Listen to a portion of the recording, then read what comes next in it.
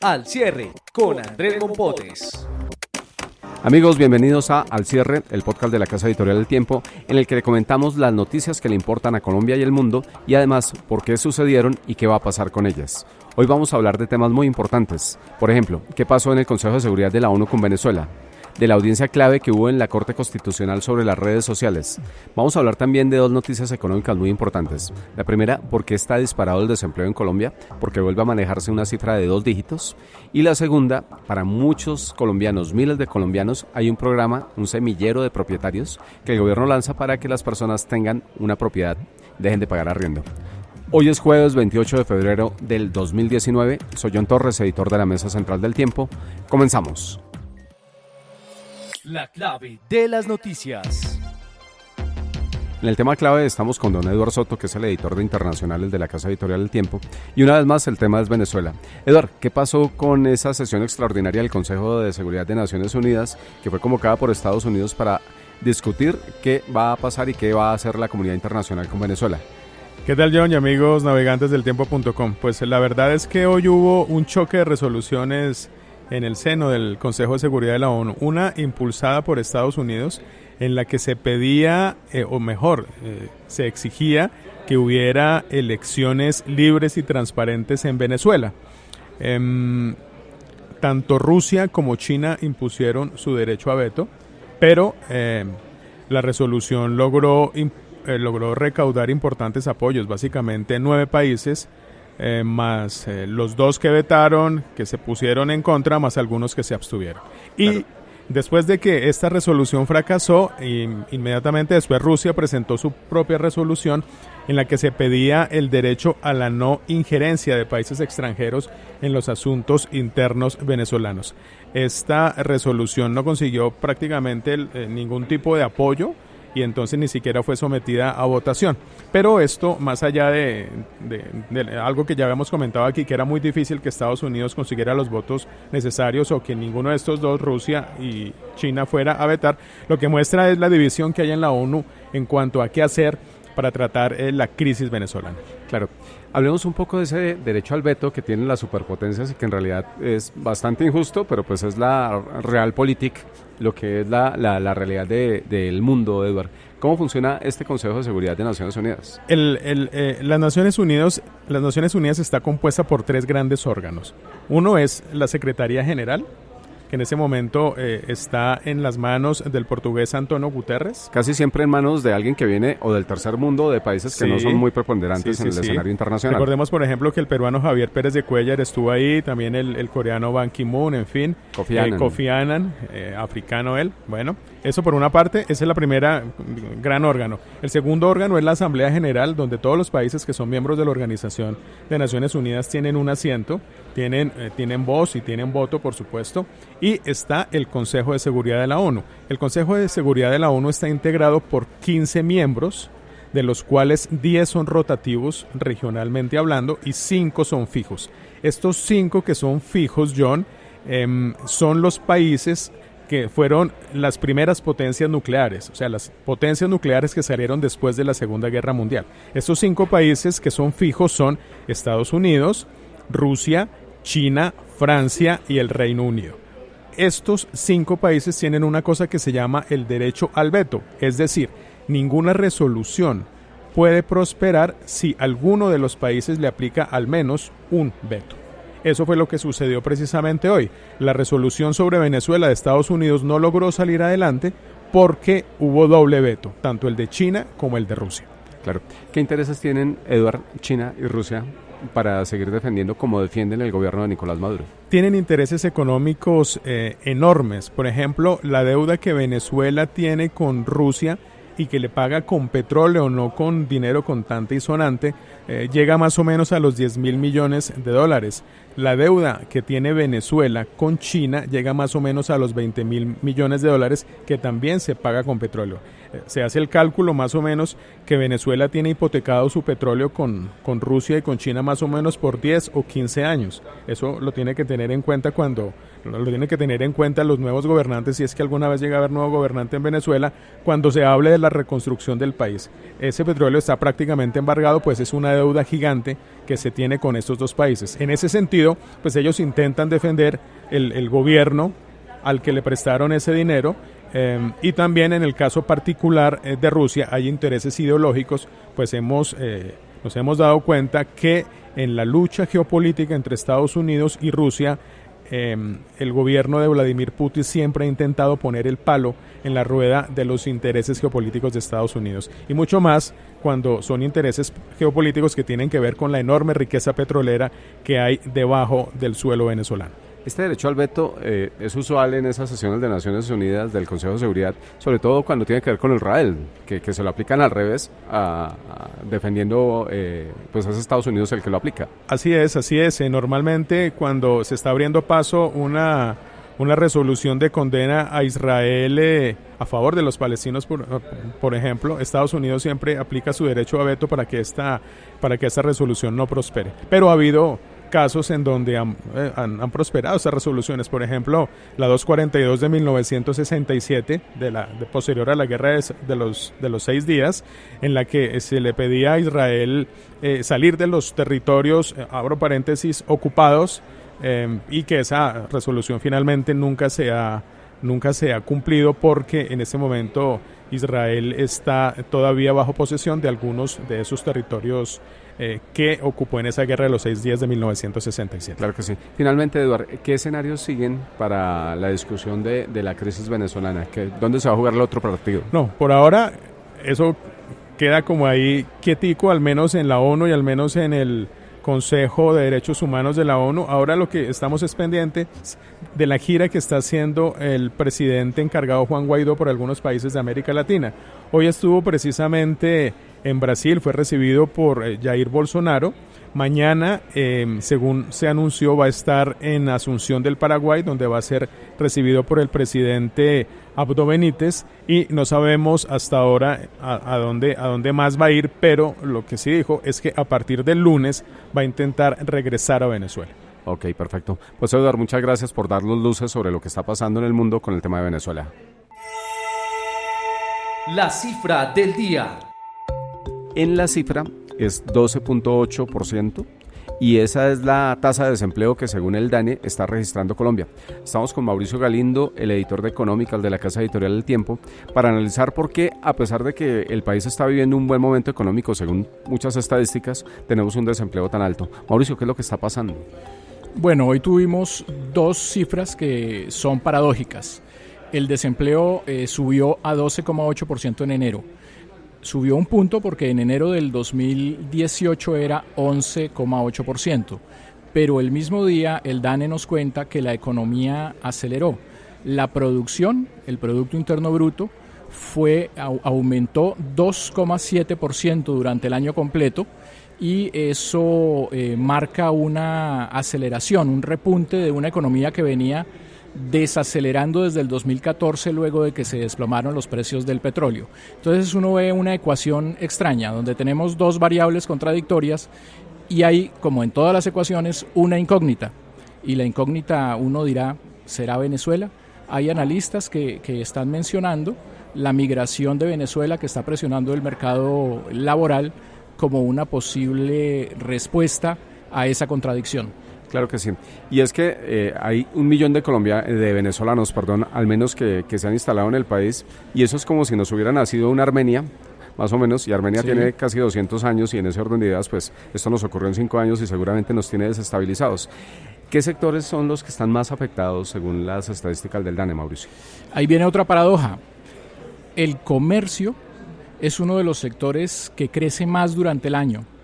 Y es justamente en este sector, en donde está comercio, hoteles y restaurantes, en donde más se pierden empleos. Ahí hay una cosa paradójica. Y también el desempleo aumenta más en las ciudades pequeñas. El aumento del desempleo en las 13 principales ciudades fue más pequeño, fue un aumento solamente de 3 décimas. mientras que en el resto del país el desempleo crece mucho más. Claro que sí. Y finalmente sobre este tema, Mauricio, porque lo vamos a invitar a que siga con nosotros, este tipo de cifras eventualmente les dan munición, les dan pólvora a esos sectores que plantean medidas muy extremas como flexibilizar el asunto del salario mínimo, buscar otro tipo de remuneraciones. ¿Usted qué cree que esté pasando? No, yo diría que en esta ocasión no, porque tenemos esa coyuntura relacionada con la migración, mientras que tenemos una producción económica que está creciendo. Entonces yo creo que aquí tenemos una coyuntura y debemos darle un compás de espera para ver si esas suposiciones que tienen que ver con la migración son efectivamente las causas de lo que está pasando con el desempleo, mientras la economía sigue repuntando. Hay un dato muy importante, es que en el crecimiento de la economía, que fue de 2,7%, más del 90%, el 91% de ese crecimiento económico se explica por un mayor consumo de los hogares. Entonces uno ve mayor desempleo y hogares consumiendo más. Entonces seguimos en el terreno de lo paradójico. Claro que sí. Ahora escucha los podcasts del Tiempo también en iTunes. Lo más leído en eltiempo.com. Mauricio, con usted vamos a hablar de un tema también muy importante y es qué es lo que más están leyendo los colombianos, y el tema también tiene que ver con economía y es de ese semillero de propietarios, que es un programa que va a lanzar el gobierno y que está interesando muchísimo a los usuarios del tiempo.com y de todas las plataformas. Cuéntenos qué es este semillero. El semillero de propietarios es un programa con el que se busca que personas que viven en arriendo puedan pasar a ser dueñas de la vivienda que habitan. Es por supuesto un programa que está dirigido a, digamos, no a personas, no a todo el mundo, sino a sectores de la población más vulnerables o que están en la pobreza. Este año se espera que se entreguen 40.000 subsidios relacionados con este programa y en los próximos 4 años 220.000 subsidios. La noticia hoy es que las inscripciones ya se abrieron y las personas que quieran inscribirse en ese programa para ver si están dentro de los 40.000 seleccionados en este año, pueden ir a semillerodepropietarios.com.co. ¿Nos lo repite, por favor, para que apunten? semillerodepropietarios.com.co. Claro. Y allí lo que tienen que hacer es empezar a gestionar, a revisar sus datos, a inscribirse. A inscribirse y por supuesto que, como decía antes, no es para todo el mundo, es para personas que tengan bajos recursos. Los requisitos los pueden consultar en nuestra publicación en eltiempo.com y también en el Tiempo impreso. Pero básicamente es, por ejemplo, en el caso de trabajadores que sean informales, deben estar en el Sisbén y depende de ciertos puntajes dentro del Sisbén. Claro que sí. Mauricio, ¿esto tiene que ver o es un capítulo diferente del de las viviendas gratis, que fue el programa bandera del gobierno Santos? ¿Es un segundo tiempo, un programa totalmente diferente? Es un programa muy distinto, es un programa diferente, pero además termina empatando con otro que ya existe, que es Mi Casa Ya. Porque las personas, en este caso, están pagando un arriendo, pero como van a recibir un subsidio, entonces en realidad no van a pagar el canon completo, pagan una parte del canon y el subsidio que reciben les ayuda a pagar el resto del arriendo y una parte se va a un ahorro. Al cabo de 2 años, ese ahorro puede servir para una cuota inicial. Pero además, cuando pasen esos 2 años, tengan lo de la cuota inicial y vayan a comprar, pueden ser cubiertos por el programa Mi Casa Ya, que es un segundo subsidio que les ayudaría a bajar la tasa de interés. Claro que sí. Pues para todos nuestros usuarios en eltiempo.com están todas las claves de este programa. Mauricio, le agradecemos muchísimo por todas sus luces y estamos en contacto. Bueno, muchas gracias. Lo que viene para su información. En lo que viene estamos hablando con Linda Patiño de la sección de Tecno sobre un tema que es muy espinoso en todo el mundo y que Colombia apenas empieza a debatir, y es el tema de la injuria y la calumnia en las redes sociales y en general de todo lo que se mueve a través de las redes, que afecta tanto la vida de todo el mundo, de todos los ciudadanos, y que la Corte Constitucional ha convocado a una cantidad de sectores, incluidos los grandes jugadores del mundo digital, para que empiecen a marcar algunos linderos. ¿Qué fue, Linda, lo que pasó hoy en la Corte Constitucional? Bueno, hoy lo que vimos fue un momento bastante específico y diría yo histórico, que por primera vez la Corte Constitucional cita a estos dos grandes gigantes de la tecnología a sentarse y a dar explicaciones sobre cómo funcionan. Facebook y Google. Exactamente. Y una de las cosas interesantes es que había 3 tutelas para estudiar, 3 casos que en las primeras instancias habían sido denegadas, pero que llegan a la Corte Constitucional porque presentan un patrón, digamos, que se repite, y es que son materiales que les piden a las redes sociales dar de baja esos contenidos que son, en teoría, según esa argumentación, violatorios contra su buena honra, sobre su buen nombre y otro tipo de derechos fundamentales. Entonces, lo curioso es que lo que vimos hoy es que era una audiencia muy puntual sobre 3 casos y sobre el tema de injuria y calumnia, y se desbocó una gran convocatoria para diferentes sectores para hablar de todos los temas de regular las redes sociales. En efecto, Linda, hay como una especie de salvaje oeste en el mundo de las redes sociales. ¿Qué es lo que se ha hecho en el mundo para intentar aconductar de alguna manera a las personas que creen que eso es un espacio donde se puede calumniar, injuriar, incluso agredir a las personas impunemente?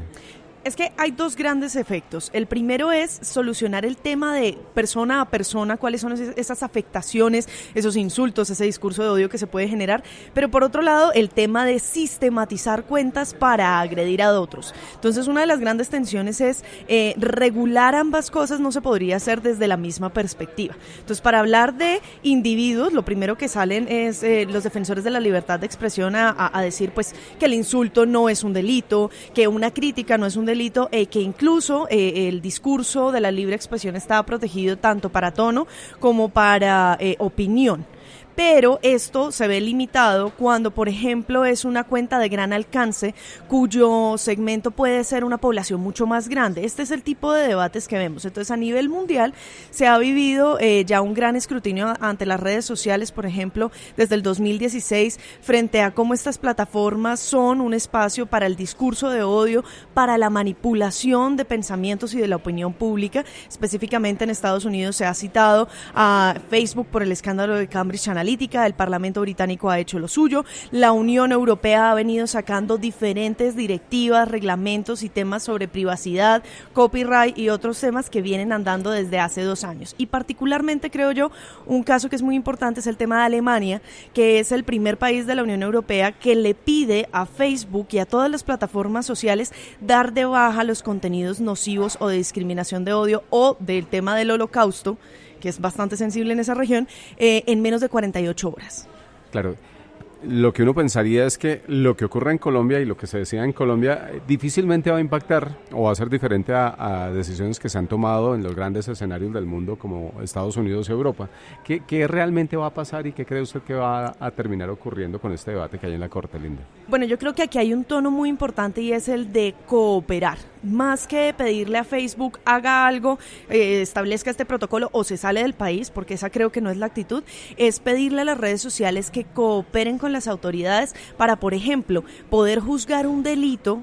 Así ocurre en los espacios digitales y creo que ese es el principal llamado inicial, los primeros pasos de regulación, es que tanto la injuria como la calumnia se conviertan en cosas que si ocurren en redes sociales no son menos graves que si ocurrieran a través de un periódico, a través de amenazas o de cartas o de difamaciones en público. Claro, ya la Corte Constitucional ha avanzado bastante en ese sentido y lo que hay que ver es hasta dónde las grandes empresas, los grandes jugadores del mundo digital van a colaborar. Pues Linda, le agradecemos muchísimo y vamos a seguir muy pendientes de todo este debate. Claro que sí, John. Bien, amigos, estas han sido las noticias más importantes, las que están convocando la atención de los usuarios del tiempo.com en Colombia y en el mundo. Los esperamos mañana, 1 de marzo, con todas las noticias.